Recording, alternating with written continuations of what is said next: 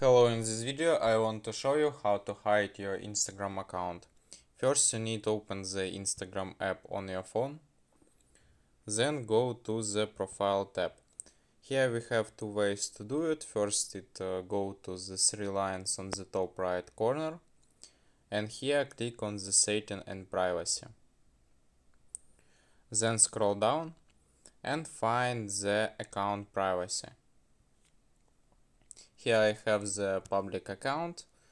All people can see my content, or you can click on the slider here and make account private. Switch to private account. Or the another way, it's go to the your profile page again and click on the edit profile. Here find the last button, personal information settings. Here find the personal details. In account setting menu, select it, and here find the account ownership and control. Click on it, and here click on the deactivation or deletion account.